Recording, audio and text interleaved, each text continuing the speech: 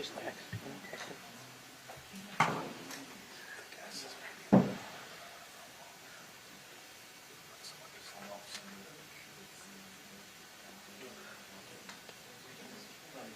I know.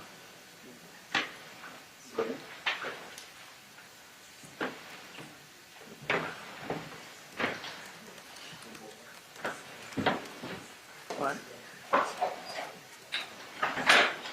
It's okay. Say.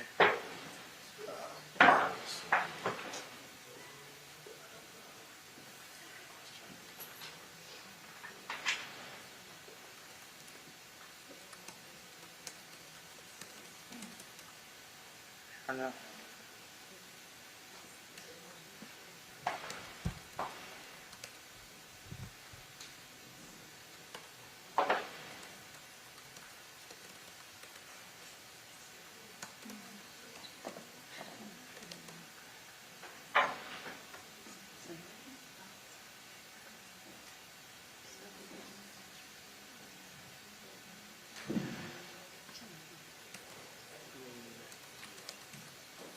Yeah, see, that was hateful. There was no one.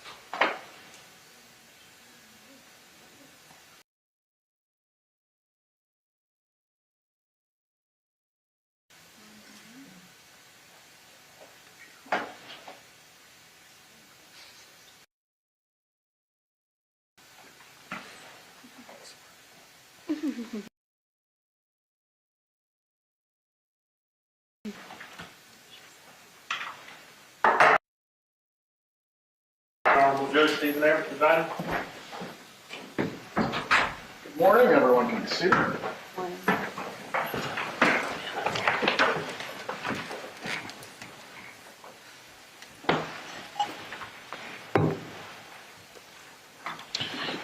Going to turn on the Zoom, and once I'm logged in, at that point we will move forward.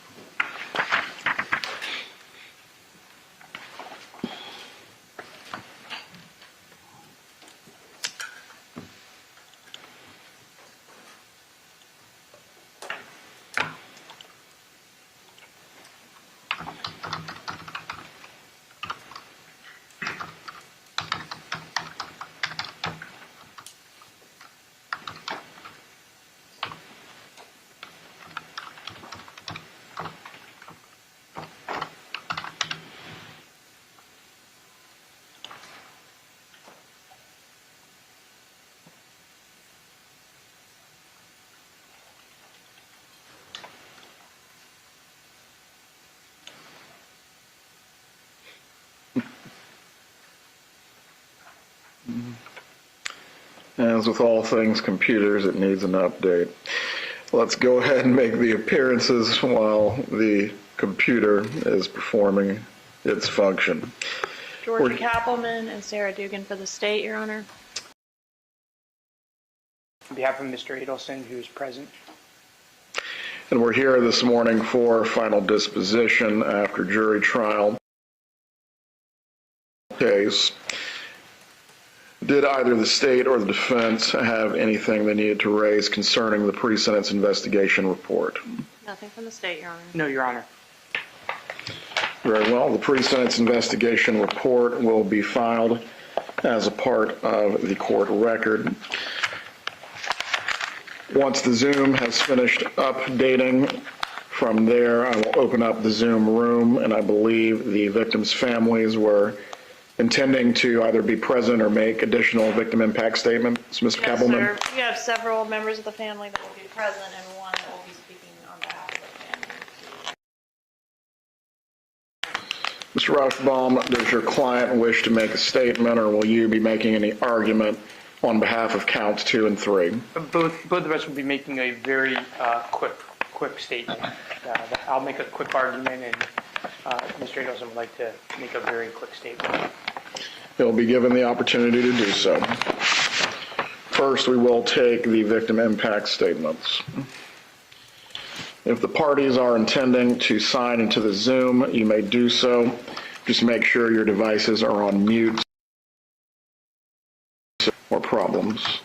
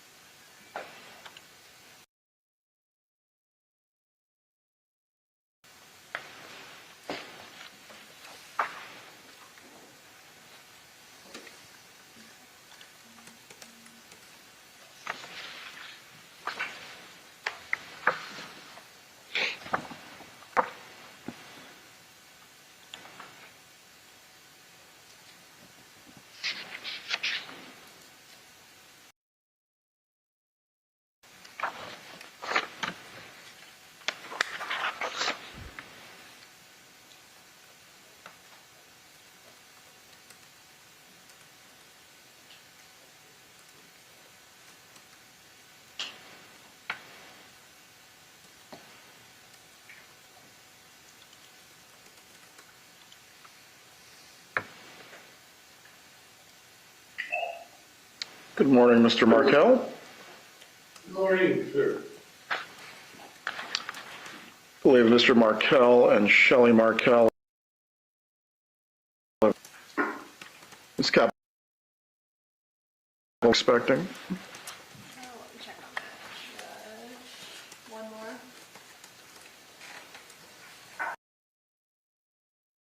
With me. Ruth Markel with me. I was about to ask that question. All right, Judge, I think we're ready. All right. Good morning. At this time, we are going to start with the victim impact. I understand you are going to provide it today on behalf of the family. Yes, thank you. You may speak when you're ready. Good morning, Your Honor. My name is Phil Markel. I am Dan Markel's father. Dan, my only son, was born October 9, 1972, in Montreal, Quebec. During that time in Quebec, husbands were not allowed to actually be in the delivery room during a child's birth. However, since the obstetrician was a very close friend of ours, I was allowed to experience the most amazing of moments, the birth of my son. I will never forget the emergence of his head, and then those shoulders of an NFL football fullback, a boy of 10 pounds. There I was, holding in my arms this gift of life, my body. From the time he was a child, my son had tremendous energy, intelligence, and great warmth. Dan had a vibrant, fun-loving personality and lived life to its fullest. Danny loved to socialize, dance, cook, entertain, and play sports, and dedicated himself wholeheartedly to everything that he did. He always looked to do his utmost to improve and achieve better results in every activity that he did. This desire of improvement and commitment to excellence was a defining character. I fondly remember taking Danny skiing up the hills in the Laurentian Mountains. And he rode up the mountain between my legs, holding on to the T-bar, and then coming down the ski hill yelling with great joy, "Faster, Dad, faster!" Then, as he grew a little older, he played hockey at the local park. To improve his skating skills, he requested to take a speed skating lesson with a local coach who was from Russia, and he had a reputation of being a very tough coach. Dan persevered, and after every hockey lesson, he came off the ice with a red face, totally out of breath, because he always gave it.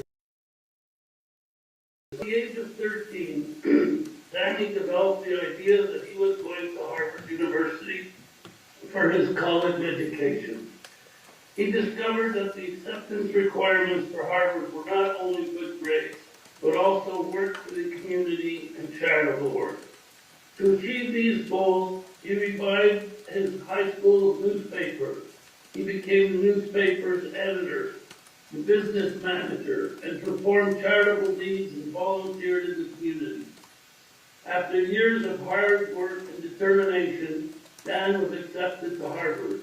He graduated from Harvard magna cum laude, went on to study at the Hebrew University in Jerusalem for 1 year, and then earned a master's in philosophy and political theory from Emmanuel College at the University of Cambridge in England. He returned thereafter to Harvard Law School to earn his law degree, and went on to become an extremely successful lawyer, influential legal scholar. Dan served as a law clerk for a federal judge, worked as an associate at a prestigious law firm in Washington, D.C., and then secured a prestigious teaching position at FSU College of Law. In a few short years, Dan became a full tenured law at the age of 41, quite unusual. Dan co-authored a book and published many articles in highly regarded law journals and newspapers like the New York Times. Dan's work was influential, and he gave lectures and presented at universities around the world.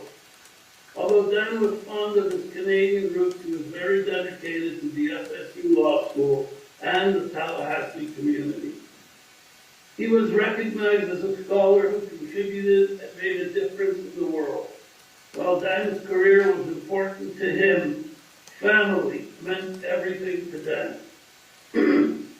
Dan's marriage produced 2 boys, Benjamin and Lincoln. The world and the love of his life. Dan arranged his entire life around these 2 boys. He would arrange his teaching schedule, travel plans, exercise, activities, all around his desire to spend as much time as possible with his 2 boys. He would meet them for breakfast at their preschool. He would sit in the middle of a circle with Benjamin and Lincoln and all the other classmates and tell stories, read or sing songs as they ate breakfast. Benjamin and Lincoln were his pride and joy and meant absolutely everything to him. Dan made sure that he and the boys came to Montreal and Toronto to attend every family affair and visit with all the extended Markel family, including grandparents, uncles, aunts, and many numerous cousins.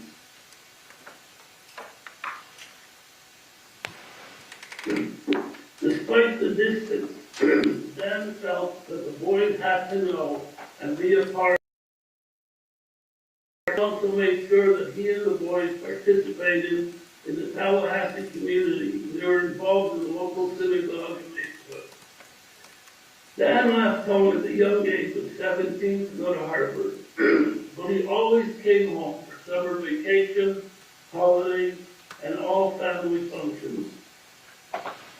Danny and I, despite the fact that we lived quite far apart, regularly communicated by text, email, and phone calls. Despite the physical distance, as time moved on, we grew ever so much closer. At Dan's suggestion, we would plan to talk and have a meal together. At the appointed day and time, We each would prepare our meals, set our tables with a tablet in the middle, and over Skype, we would sit together and enjoy each other's company for a couple of hours despite the actual distance. Dan's life was abruptly cut short, and he was forever taken from me, his boys, and the rest of our family, and all his many friends and colleagues. My life has been in total disarray since Dan's murder.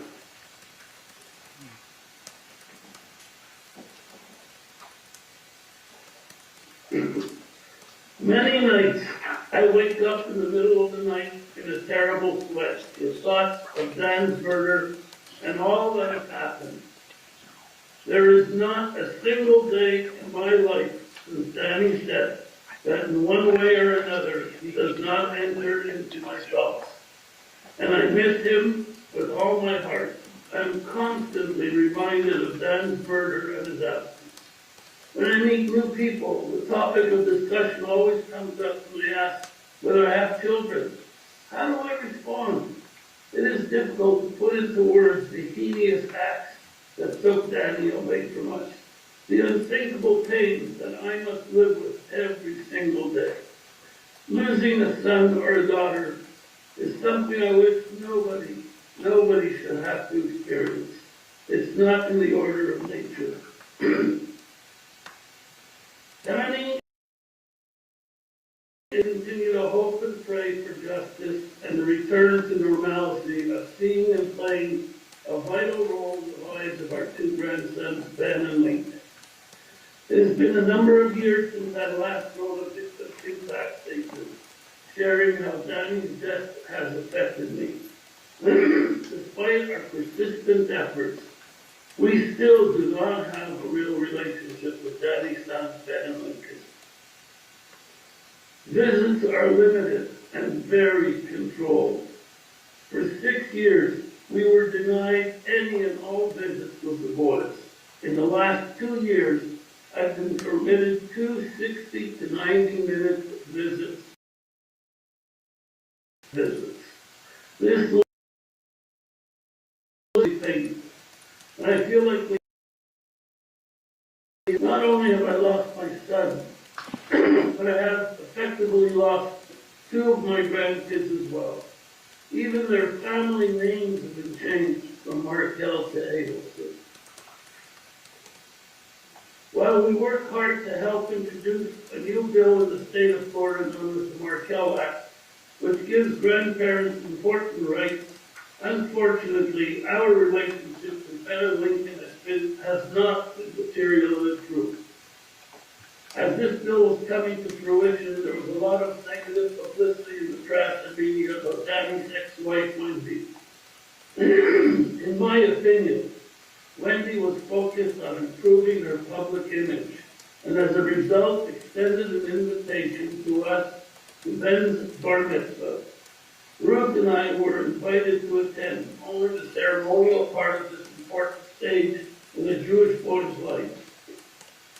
And we were not invited to participate in any reception typical of this celebration.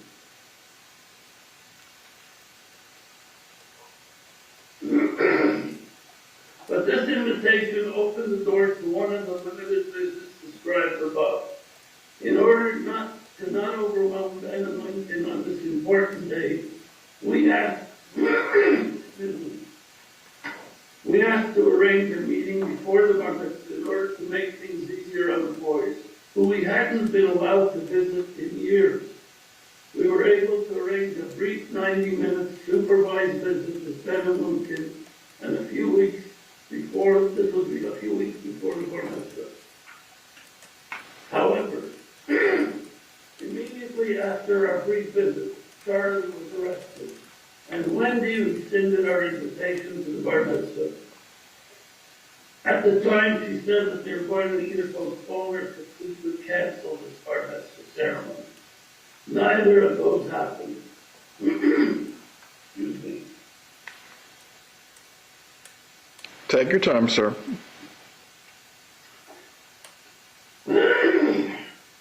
Instead, my understanding is that the Adelsons went on to have the bar mitzvah ceremony and party, all without the Markel family's presence or participation. Missing out on this important moment in Ben's life was incredibly painful.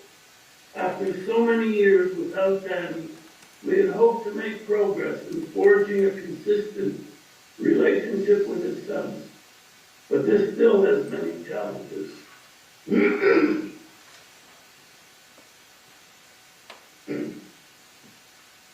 This is the year that Lincoln turns 13, the age of bar mitzvah. As yet, we have not been informed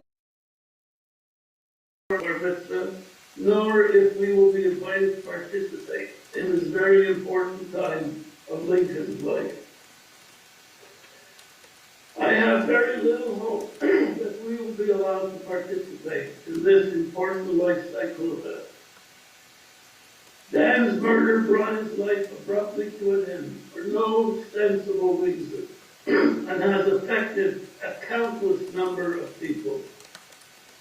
The legal community is deprived of Dan's wisdom and ideas, which made the world a better place. Dan's students are deprived of the experience of having Dan as a brilliant professor and caring mentor, showing them a path. Dan's colleagues can no longer benefit from Dan's friendship, insights, and scholarly discussions and debates. Ruth and I have been deprived of our son, who has been taken away from us so suddenly. Ben and Lincoln must go through life without their father, who loved them with all his being. The boys have been deprived of their father's entire family after Dan's murder. We have no idea of what these two boys know or have been told about Danny's death. I truly believe that they have from the ages of 3 and 4 years of age to the present day.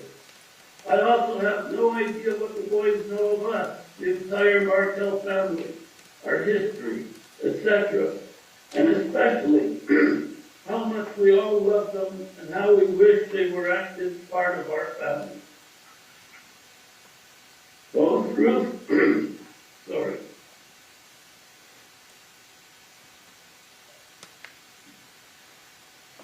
Ruth and I are approaching 80 years of age. At this moment we are healthy, but one does not know what tomorrow brings. The wheels of justice turn very, very slowly, but so far we're very grateful that they're still turning. We're very grateful to Tallahassee law enforcement, to the state attorney and all their staff, to all our relatives and friends, including the hundreds of Danny's friends and colleagues around the world, for their constant support over these long 10 years. To all the podcasters who work hard to keep alive this unbelievable story. We are still waiting for Benjamin Lincoln to have a more normal relationship with the Markel family as we wait in pain and anguish. The Adelson family, in particular Charlie Adelson, has been a major cause of our heartbreak and the murder of our son Danny and the loss of our 2 grandsons. I have suffered tremendously, and we as a family continue to suffer. It is satisfying to see justice being done, and it would be appropriate to ask for the maximum sentence for the perpetrators of Danny's murder. Thank you. Today is a good day. Thank you, Mr. Markel. Was there anything else that you wish to say as a part of your victim impact? No, sir. Ms. Kappelman? You're asking me. The court, as Your Honor, received those and had an opportunity to review them. I did. I was able to review the letters. They were also a part of the pre-sentence investigation packet, which will be filed in the court file as well. Yes, sir. Nothing further regarding victim impact. What is the state's argument with regard to sentence, at least as it concerns counts 2 and 3? In regards to counts 2 and 3, Your Honor, we are seeking the maximum sentence. We're asking for consecutive 30-year sentences on both of those. I have prepared a score sheet in reference to those. May I approach? You may. Have you already showed the score sheet to Mr. Rushbaugh? So, but I'll...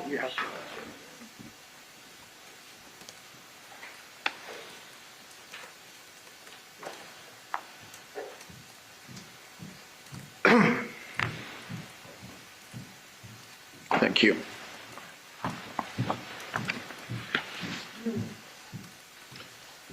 Does the state have any further presentation to make? The only other matter... Earl's going to give a brief statement that is interesting. Go ahead. The only other matter, Your Honor, is that in reference to costs of prosecution, we've been attempting to gather up some of the necessary financial paperwork from the FBI and TPD and my office as well to see if we can come to an agreement with the defense on what costs of prosecution should be ordered in this case. We have not been able to do that yet, so I would ask for Your Honor to reserve that issue for 90 days. It's possible, as I said, we can reach an agreement on it, but if not, I would ask for a hearing sometime around 90 days to make a determination about costs of prosecution.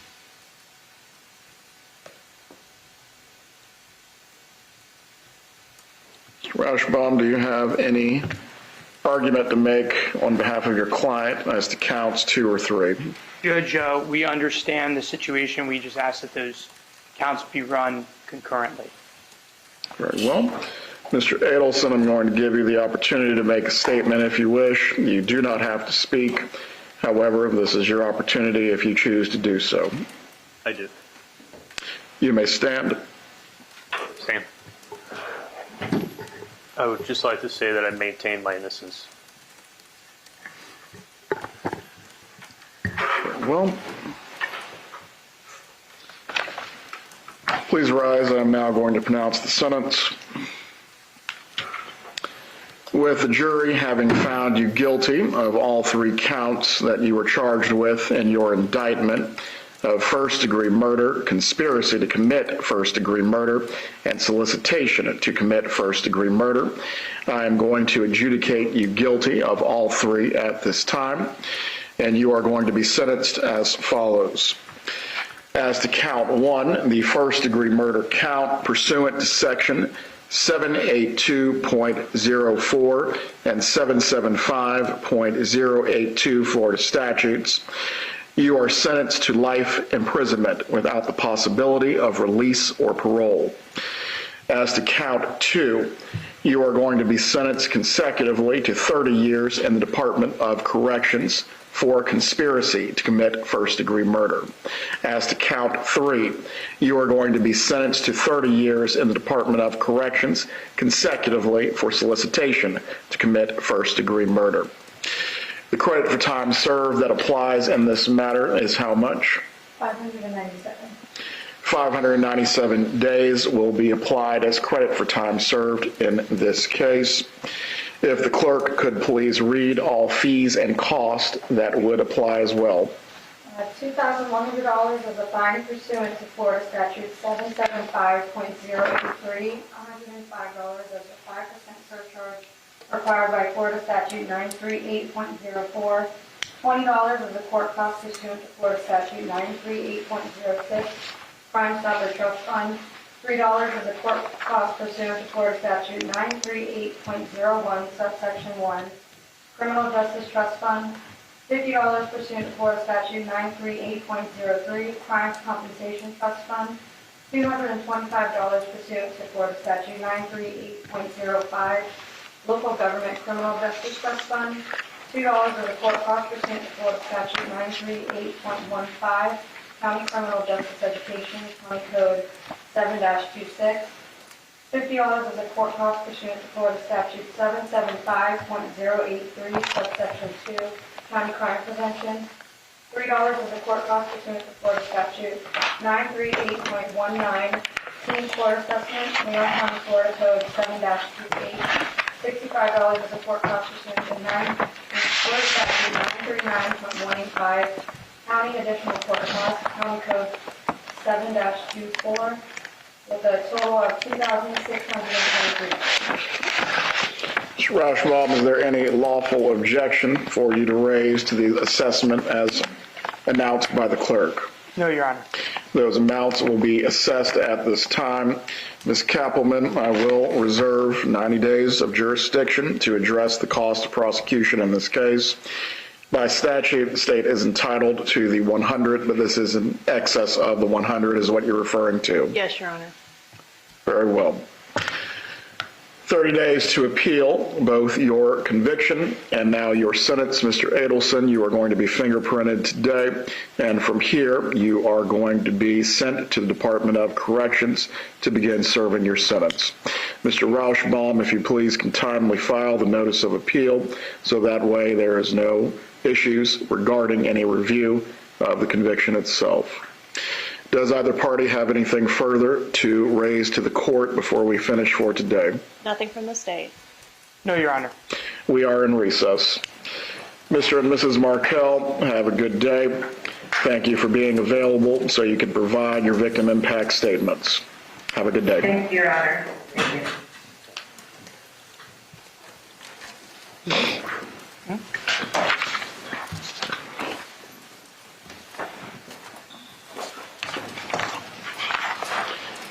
Cheyenne, you can take this. This is the pre-sentence investigation information.